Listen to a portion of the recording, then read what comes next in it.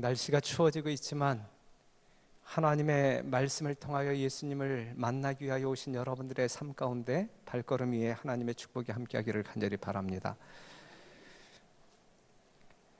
오늘 이 시간에는 그 시대의 소망 45장 십자가의 예표라고 하는 제목을 가지고 우리가 명상하겠습니다. 이 시점에는 예수님께서 이제 십자가로 다가가야 할 그러한 운명의 시간이 다가오고 있는 시점입니다. 예수님께서 이 땅에 오실 때에 예수님께서는 자기가 잃어버린 영혼들을 구원하기 위하여 어떠한 고초를 당하실 줄을 이미 다 아셨죠. 말 구유에서부터 십자가로 가는 여정을 우리 주님께서는 이미 다 보셨고, 그 여정 속에서 본인이 경험해야 할 수치와 모욕과 여러 가지 고통을 이미 다 아시고, 그럼에도 불구하고 인성을 입으시기 위하여 면류관을 벗고 신성을 벗고 우리들을 향하여 이 땅에 오셨다라는 사실은 우리가 정말 감사하고 감사할 수밖에 없는 사건입니다. 이보다 더 큰 우주적인 은혜가 있을까? 있을 수가 없는 것입니다. 그러한 모든 것을 아시면서도 이 땅에 오신 예수님께서는 이렇게 말씀하십니다. 시편 40편 7절에 있는 말씀을 보면, 그때에 내가 말하기를 내가 왔나이다. 내가 다 알지만, 고통이 무엇인지 보았지만 내가 왔나이다. 나를 가리켜 기록한 것이 두루마리 책에 있나이다. 나의 하나님이여, 내가 주의 뜻 행하기를 즐기오니 주의 법이 나의 심중에 있나이다 하였나이다. 본인이 걸어가야 할 길이 평탄치 아니하고 고난의 길임을 알면서도 인류의 구속이 그의 삶 가운데 큰 기쁨으로 작용하고, 그리하여 아버지의 뜻을 이룸에 있어서 즐거운 마음으로 자기 자신 한 몸을 던졌다라는 사실을 시편을 통하여 확인할 수 있습니다. 그런데 예수님께서는 제자들과 함께 동행하면서 이러한 자신의 이 마지막 순간의 이 고난의 운명을 결코 말하지 않았습니다. 그런데 이제 이 마지막 시점, 정말 십자가의 때가 이르러 왔을 때에 이제 자기가 십자가에 달려 죽고 이 제자들이 험난한 세상에 홀로 서게 될 터인데, 그렇게 될 때에 그들이 감당할 수 있을까?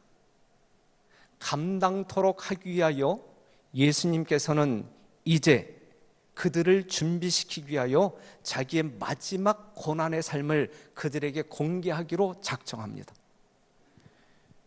그러한 공개가 어디에서 이루어지게 되냐면 가이사라 빌립보 근처에 있는 한 마을에서. 그런데 그 마을은 우상 숭배가 성행하는 지방, 미신이 충만한 그러한 곳이었어요. 이방인에 대한 책임감을 이 제자들이 느끼게 하고 싶어서 예수님께서는 그 동네에서 예수님이 경험해야 할 십자가의 고난, 그리고 자기가 이 세상을 떠난 다음에 홀로 이 험한 세상을 저항하여 천국 복음을 대신 증거해야 할 사명을 일깨워 주기 위하여 그곳에 서게 된 것입니다. 자, 여러분들이 가지신 성경 마태복음 16장 13절을 열겠습니다. 13절에서 20절에 있는 말씀 다 같이 펴죠. 지난 안식일날 이렇게 했더니 상당히 좋아하더라고요. 성도님들이.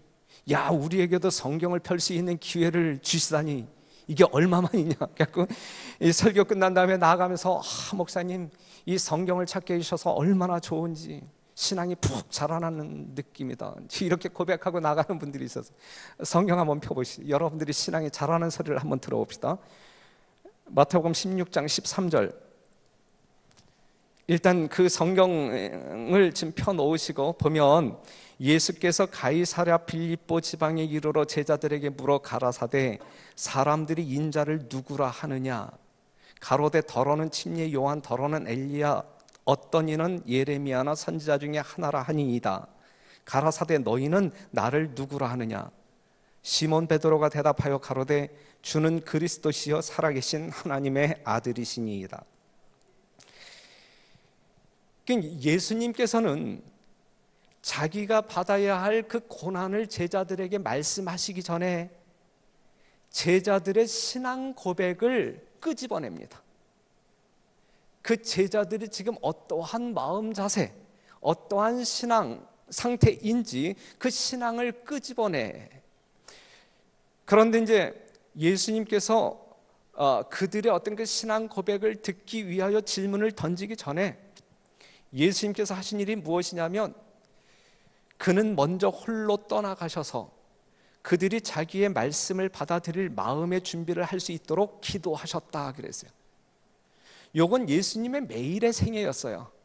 예수님께서 천국 복음을 증거하기 전에 그는 홀로 정말 백성들로 하여금 천국 복음을 받아들이고 그 천국 복음을 통하여 하나님의 성품을 이해하고 구원에 이룰 수 있도록 간절히 기도하는 것은 예수님의 일상적인 기도 제목이었습니다.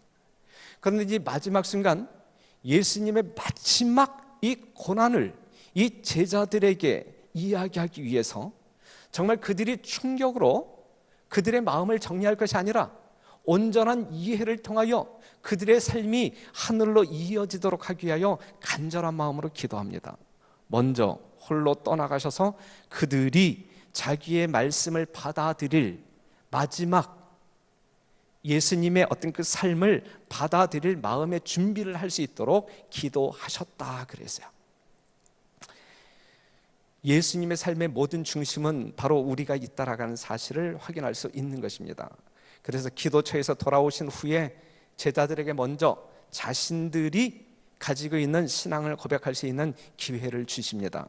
그 질문이 뭐냐면 사람들이 인자를 누구라 하느냐라고 질문하지요.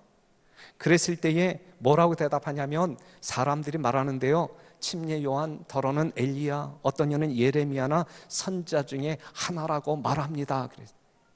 이게 예수님을 신뢰하지 아니하는 이방 사람들의 한계예요.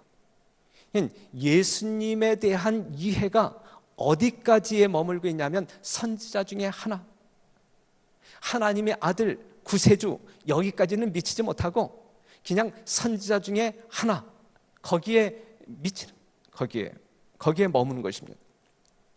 그랬을 때에 예수님께서는 제자들에게 그렇다고 하면 너희는 나를 누구라 하느냐 그랬어요.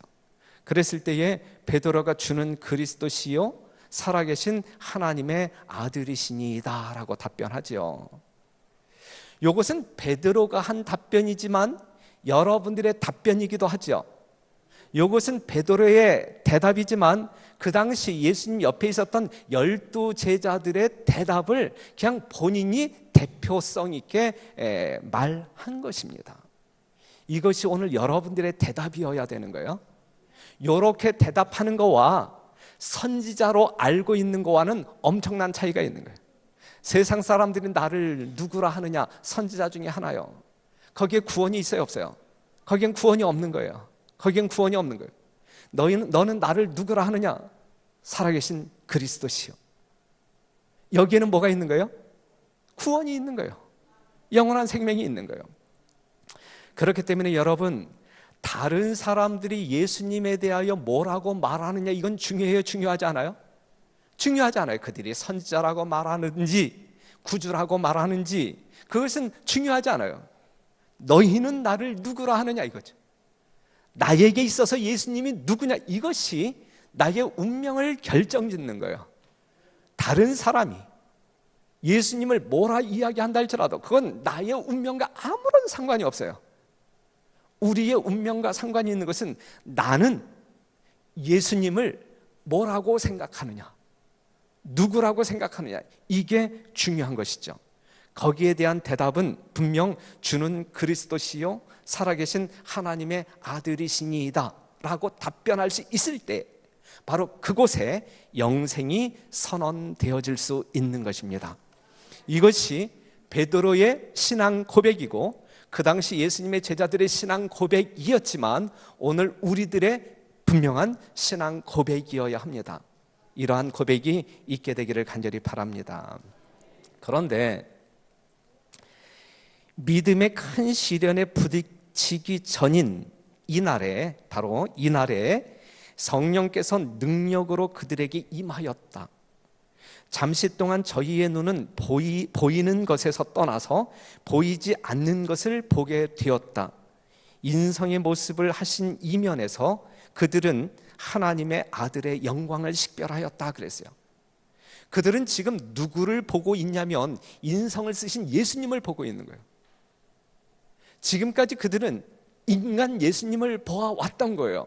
그런데 바로 요 순간에 성령께서 그들 가운데 임하셨고, 성령께서 그들 가운데 임하셨을 때에 보이는 것에서 떠나 보이지 않는 것을 보게 됐다 이거죠. 인성을 쓰신 예수님을 통하여 인성 너머에 있는 하나님의 영광을 식별할 수 있는 능력이 주어졌다 이거죠. 그래서 그들은 그렇게 대답할 수 있었던 것입니다. 사랑하는 성도 여러분, 성령이 함께하는 사람들은 보이는 것에 집착하지 아니하고 보이지 않는 것을 볼 수 있는 안목이 있다라는 사실을 기억하시고, 여러분들이 이 세상을 살아나갈 때 보이는 것에 가치를 두고 여러분들의 존재 목적을 두는 것이 아니라 보이지 않는, 보이는 것 너머에 있는 영적인 것들을 추구하며 분별하며 여러분들의 삶이 천국적인 삶이 되기를 간절히 바랍니다. 그런데 17절에 있는 말씀을 보게 되면 이것을 알게 한 것은 하늘 아버지였다 그랬어요. 이것을 알게 한 것은 하나님 아버지였다. 그 진리는 결코 자신의 지혜나 우수함으로 말미암아 베드로에게 계시된 바 된 것이 아니었다. 인간이 결코 스스로 하늘의 지식에 도달할 수 없다. 하늘보다 높으시니 내가 어찌하겠으며 음부보다 깊으시니 내가 어찌 알겠느냐. 오직 성령께서만 눈으로 보지 못하고 귀로도 듣지 못하고 사람의 마음으로 생각지 못하는 하나님의 깊은 것을 우리에게 계시하실 수 있으시다 그랬어요. 그러니 여러분 한번 생각해 보세요. 우리가 예수님을 알고 예수님 때문에 구속의 경륜을 깨닫고 그 십자가의 은혜로 말미암아 우리가 하늘 백성이 되었다라는 이 사실, 그 구속의 진리를 알고 있는 이 지식, 이 거룩한 지식, 내가 그것을 알고 있다라는 자체는 우리가 지혜가 충만해서 또한 남들보다 우수한 어떤 것 때문에 그 예수님을 아는 것이 아니라, 내가 지금 예수님을 알고 산다라고 하면 그것은 분명히 누구로 말미암아 깨달은 성령의 역사, 하나님의 능력으로 말미암아 깨달은, 그렇기 때문에 그 지식은 이 세상 어떠한 것보다 위대한 지식이고, 그 지식을 소유하여 영생을 소유한 여러분들은 이 세상 어떠한 사람보다 위대한 사람들임에 틀림이 없는 것입니다. 그렇죠? 그러한 여러분들의 존재감을 분명히 인식하시고 이 세상 살아나갈 때에 천국 시민으로서 당당하게 정말 그 하나님을 자랑하며 생애하시는 여러분과 제가 되기를 간절히 바랍니다. 우리보다 더 귀한 존재가 어디에 있겠습니까? 예수님께서는 18절에 뭐라고 말씀하시냐면, 또 내가 네게 이르노니 너는 베드로라. 내가 이 반석 위에 내 교회를 세우리니 음부의 권세가 이기지 못하리라 그랬어요. 이 성경절을 아주 귀하게 여기며 사용하고 있는 교단 중에 교단이 있다고 하면 어떠한 교단이에요? 천주교죠. 천주교. 그죠? 여러분들의 생각은 틀리죠. 천주교인들이 생각하고 있는 그 생각과 여러분들의 생각은 틀리죠. 내가 네게 이르노니, 분명 누구에게 말하고 있는 거예요? 베드로에게 말하고 있는 거예요. 너는 베드로라. 헬라어로는 페트로스, 작은 돌, 구르는 돌이란 이야기예요. 그 다음의 말씀, 내가 이 반석 위에 내 교회를 세우리니 그랬어요. 그래서 천주교회는 베드로가 교회의 기초라고 생각하고 있는 거예요. 그래서 그들의 초대 교황이 베드로라고 생각하고 있는 거예요. 그런데 이 18절에서 말하고 있는 내용은 틀린 거예요. 내가 네게 이르노니 너는 베드로라 그랬어요. 분명 베드로는 돌입니다. 그런데 내가 이 반석하게 될 때에 이 반석이라고 하는 것은 앞에 나와 있는 베드로를 이야기하고 있는 것이 아니라 이 반석은 누구를 이야기하고 있는 것이냐면 예수님을 이야기하고 있는 거예요. 예수님을. 그것이 분명하다라고 하는 사실을 이 성경절에서 여러분들이 확인한다라고 하면 어떠한 것으로 확인할 수 있냐면, 이 반석 위에 내 교회를 세우리니 음부의 권세가 이기지 못하리라 그랬거든요. 이 반석 위에 세워진 교회는 음부의 권세가 이기지 못한다 그랬어요. 그렇죠? 그런데 여러분들이 아시다시피 베드로는 얼마 있다가 예수님을 저주하고 배반하는 음부의 권세에 넘어지는 존재가 되고 말았단 말이죠. 그렇죠? 그렇기 때문에 여기서 말하고 있는 이 반석은 베드로를 이야기하는 것이 결코 아니고, 베드로 자체도 그 내용이 무엇인지 알았고, 그래서 베드로 전서 2장 3절에서 5절에 있는 말씀을 보게 되면 이 반석은 베드로 나를 지칭하는 것이 아니라 예수님을 지칭한다라고 분명히 이야기하고 있는 거예요. 맞죠? 네. 그 다음에 문법적으로 단어적으로 볼 때 이 반석, 이것은 바로 예수 그리스도를 이야기하고 있음에 틀림이 없는 내용입니다. 그렇기 때문에 여러분들이 어떠한 혼선이 있지 않게 되기를 바라요. 시대의 소망 413페이지에는 그 반석은 예수 자신, 곧 우리를 위하여 찢기시고 상함을 받으신 그의 몸을 의미한다. 음부의 권세가 이 터 위에 세워진 교회를 이기지 못할 것이다 그랬어요.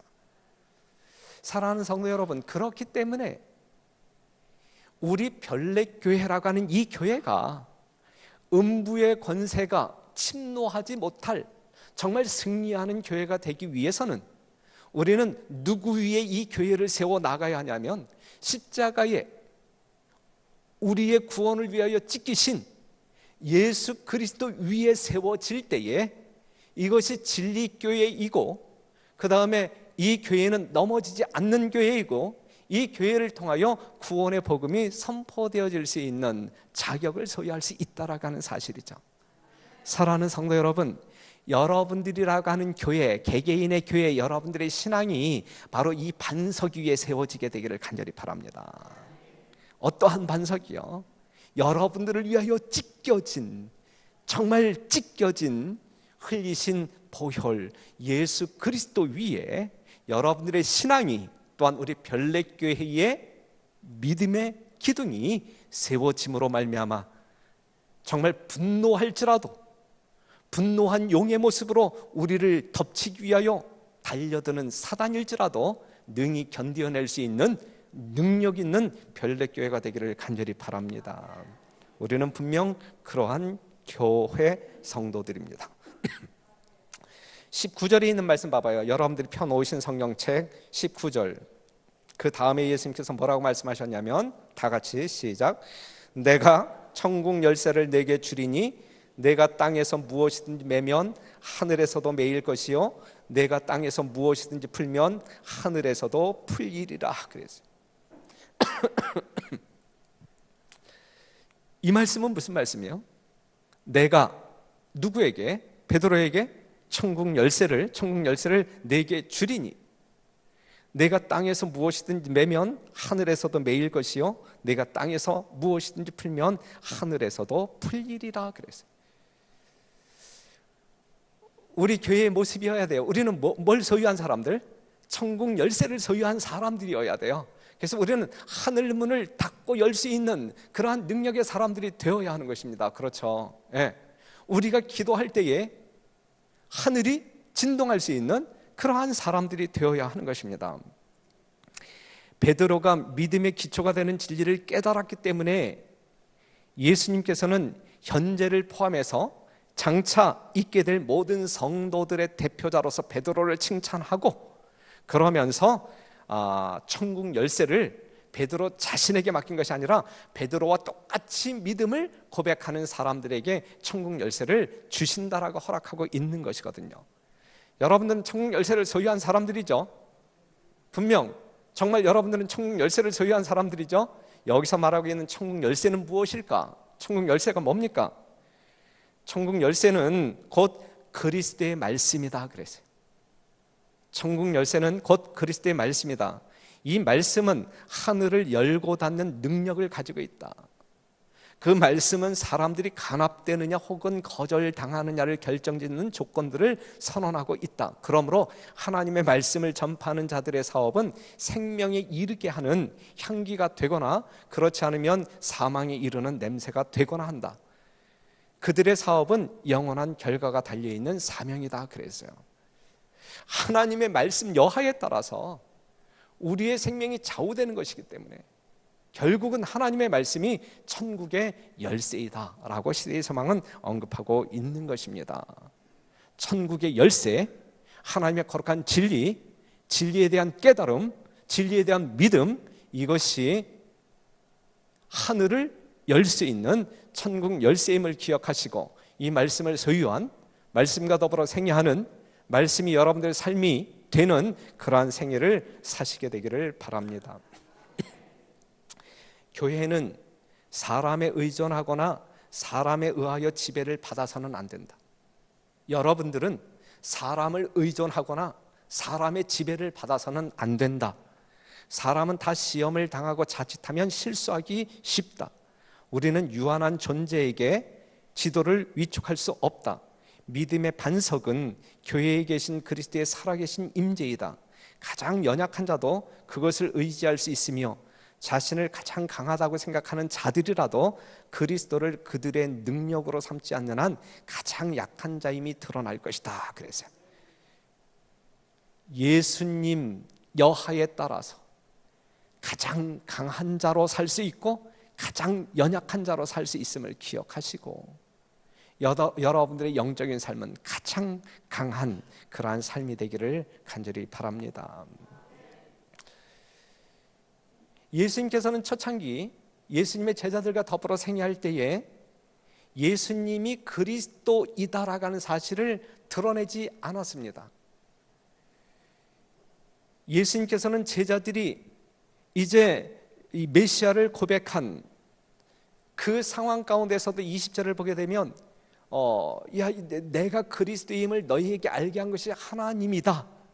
그러면서도 이것을 다른 사람들에게 아직 말하지 말라라고 당부합니다. 그렇죠? 20절에 있는 말씀을 보게 되면 그 이유가 뭐냐면 이 예수가 그리스도라고 증언하고 이렇게 다닐 때에 분명 서기관들과 바리새인들의 이 결정적인 격렬한 분노가 예상되어지기 때문에 그렇게 말했던 것이고, 그 다음에 백성들과 제자들이 아직 예수님을 메시아로 받아들이기에 넉넉한 이해를 갖고 있지 않음으로 말미암아 오해의 여지가 아직 많이 남아있기 때문에 아직은 내가 그리스도라고 말하지 말라라고 이야기했던 거예요.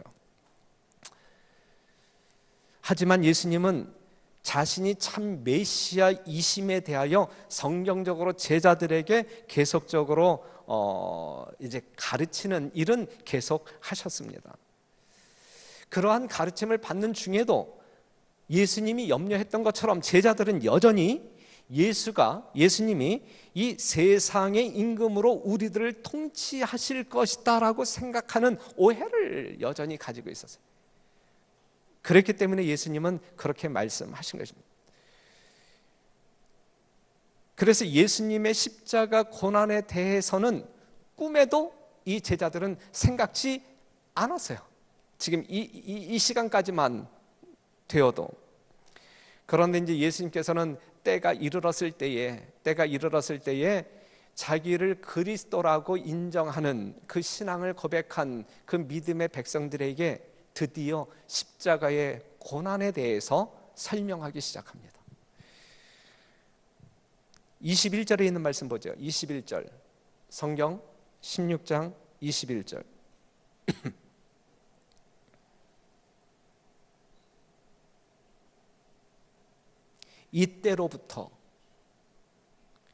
이때로부터는 제자들이 예수님이 메시아이심에 대한 신앙 고백을 한 그때로부터 예수 그리스도께서 자기가 예루살렘에 올라가 장로들과 대제사장들과 서기관들에게 많은 고난을 받고 죽임을 당하고 제3일에 살아나야 할 것을 제자들에게 비로소 가르치시니 그랬어요. 그렇게 가르쳤을 때 예수님이 예상한 사건이 일어나죠. 베드로가 예수를 붙들고 가나요 가로되 주여 그리 마옵소서, 이 일이 결코 주에게 미치지 아니하리이다. 예수께서 돌이키시며 베드로에게 이르시되 사단아 내 뒤로 물러가라, 너는 나를 넘어지게 하는 자로다. 내가 하나님의 일을 생각지 아니하고 도리어 사람의 일을 생각하는도다 하시고 그랬어요. 예수님께서 십자가의 고난에 대해 언급하자 당당하게 예수님이 그리스도이시다라고 하는 사실을 고백했던 베드로 자체가 큰 시험에 빠집니다. 그렇죠.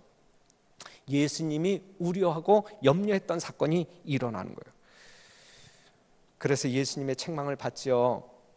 사단은 그 제자의 마음이 자기를 위하여 그리스도께 굴욕을 당하시는 것을 보고도 큰 감동을 받지 않도록 그의 선생과 베드로 사이에 끼어들었다 그랬어요.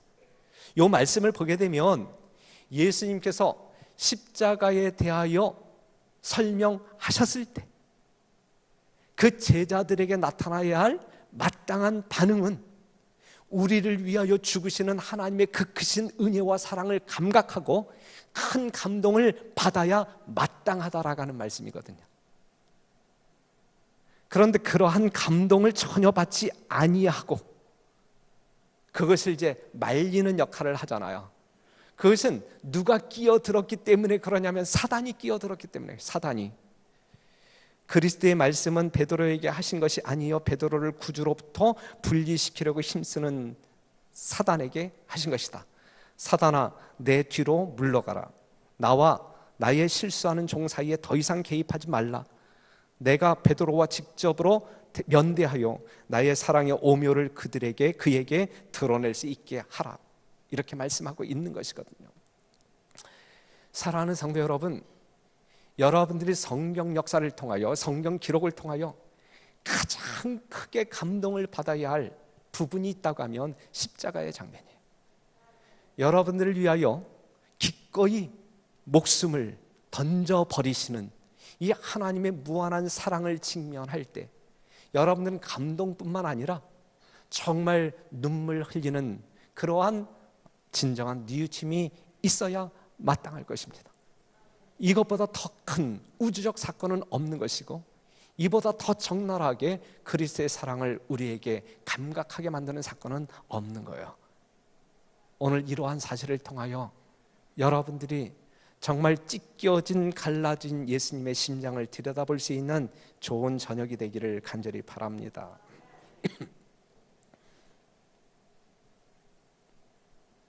사단아 내 뒤로 물러가라. 너는 나를 넘어지게 하는 자로다. 내가 하나님의 일을 생각지 아니하고 도리어 사람의 일을 생각하는도다. 하나님의 일을 생각하지 아니하고 사람의 일을 생각하게 될 때 우리는 하나님과 우리 사이에 분명 누가 있음을 확인할 수 있어요. 사단이 있음을 확인할 수 있어요. 그것은 분명 사단에게 영광을 돌리는 일이 될 것입니다. 하나님을 위하여 하나님의 일을 위하여 생각하시고 또한 여러분들의 삶이 던져지는 희생되어지는 헌신하는 삶이 되기를 바랍니다. 24절에 있는 말씀 볼게요. 24절 다 같이 한번 읽겠습니다. 이에 시작.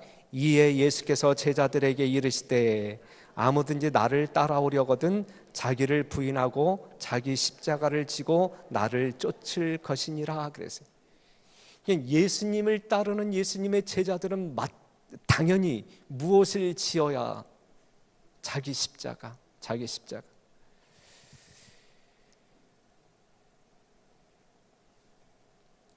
이것은 예수님의 십자가 죽음 이전의 말씀이었기 때문에 매우 심각한 도전입니다.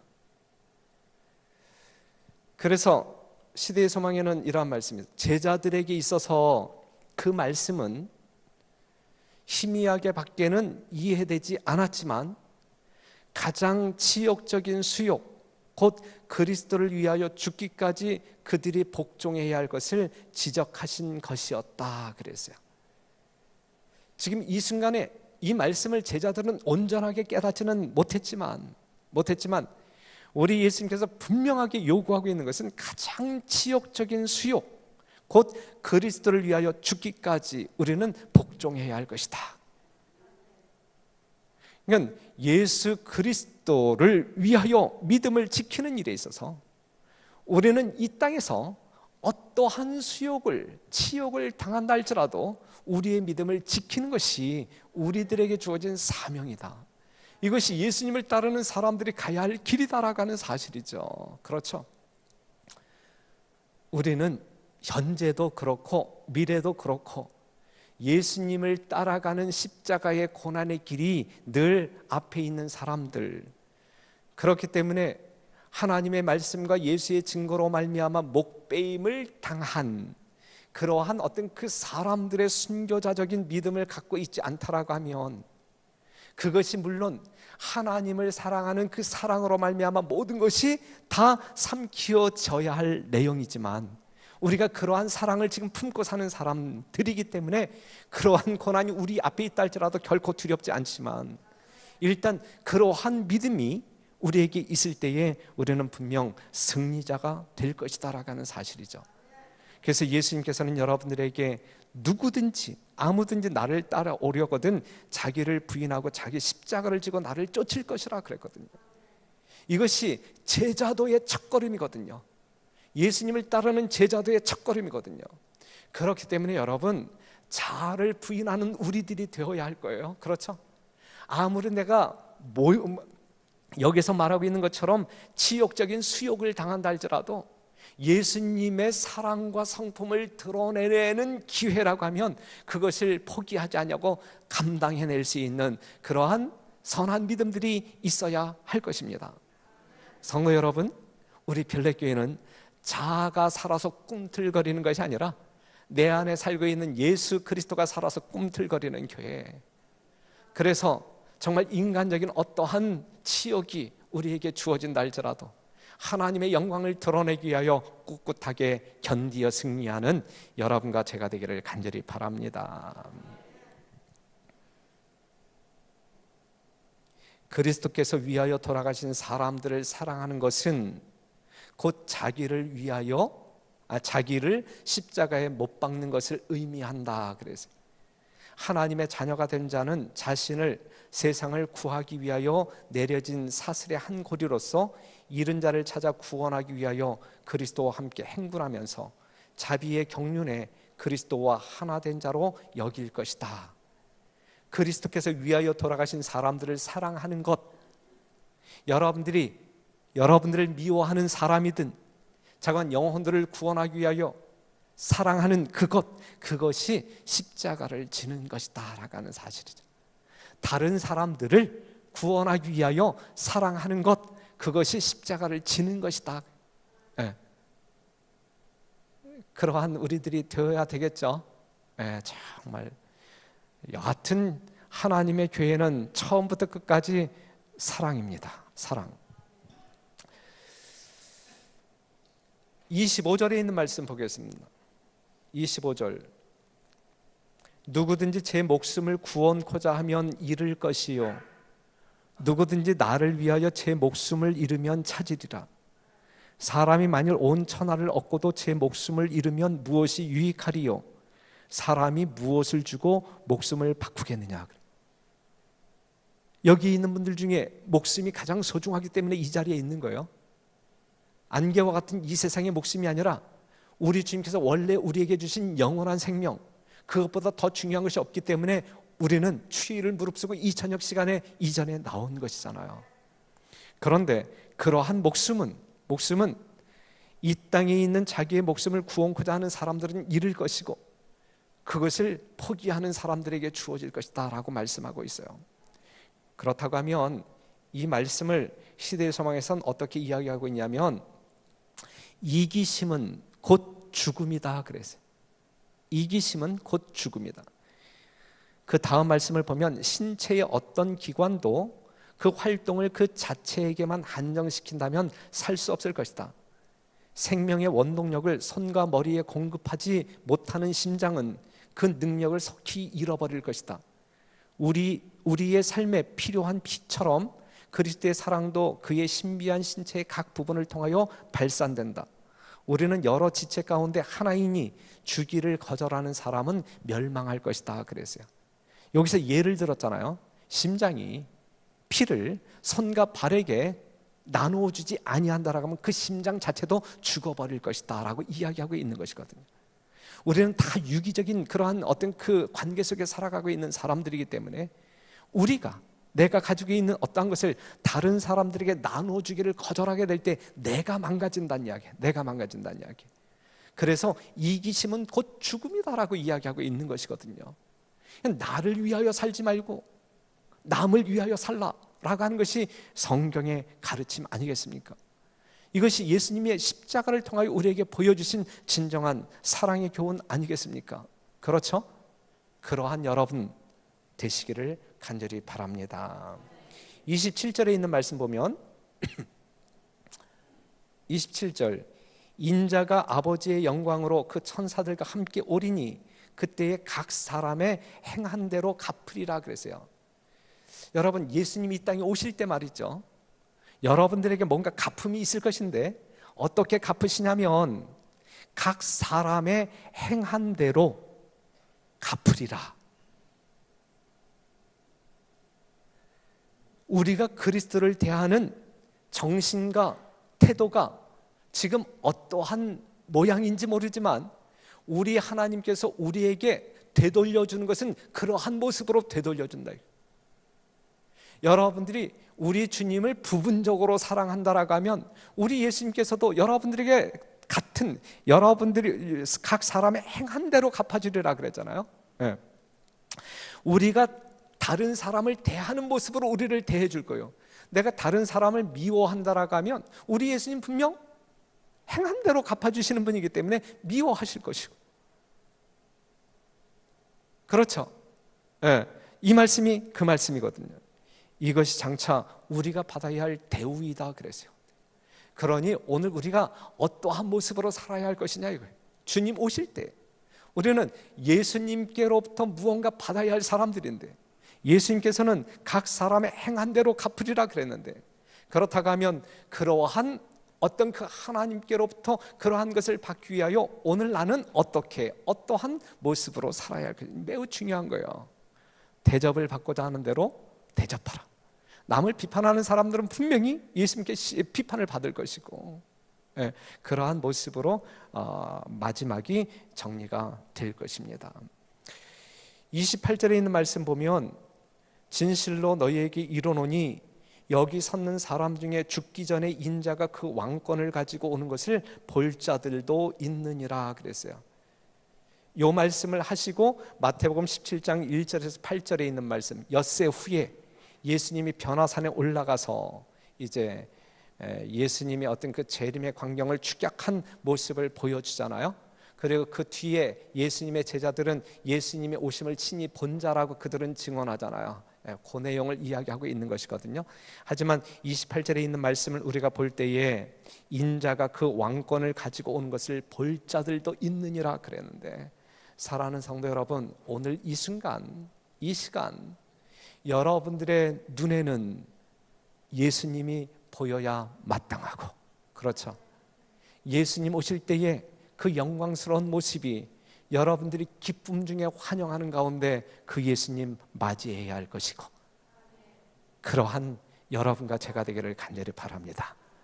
모쪼록 예수님의 십자가의 의미가 무엇인지 다시 한번, 그리고 예수님께서는 그 십자가를 제자들에게 알려주기 위하여 어떠한 모습으로 마지막을 보내셨는지 우리가 묵상함으로 그 무한한 은혜와 사랑 속에 우리 자신이 거함으로 말미암아 하나님의 영광을 드러내고, 또한 사람과 사람 사이에서 예수님의 진정한 사랑이 무엇인지 일깨워주는 여러분과 제가 되기를 간절히 바라면서 말씀을 마치도록 하겠습니다.